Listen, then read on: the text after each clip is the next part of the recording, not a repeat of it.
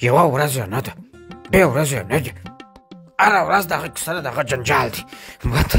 نو فرمایش در روژه بیا به زه دې سره جوړ شوی وای. خیر ته راځه هلته کښېنه ورته دې خو را بیخي ځان ته کتلي دي.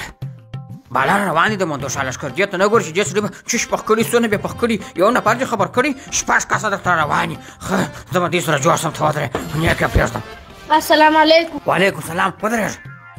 چېرته تللې وې؟ بازار تللی وم. بازار څه کوئ؟ زه چې پوه کړم چې مېلمانه ډېر دي او د کوره شپزي لږ ده، بسکل مې بوتلې دا شیان د اصل برګر کینګ څخه راوړل. نو چېش دې راوړله؟ برګر، شورما رول او بریاني مې راوړل. نو دغه لږ دې راوړله؟ دا که دغه ادمخواره پېشلمي ته پاتې شول نو بیا به څه چمکه؟ اسد برګر کینګ تر پېشلمي پورې خلاص وي. نو سړی یو کار په 3 واره کې بیا به ورځې راوړې بیا؟ یا نمبر مې ځینې واخیستې بره به زنګ ورو دا شیان خپله کور ته راوړې. ښه خپلې راوړې کور ته راوړې. واه دغسې کار بهر نه ښه خوند کوي او دغسې زه هم ښه خوند کوي. زه به د دې سره جوړ شم. 14 کسه راغلي وه. دې چې له جبار اخترخان به سپېره کولای که ګرسک سپېرې کړي. ته راځه. دغه مې درته ویله.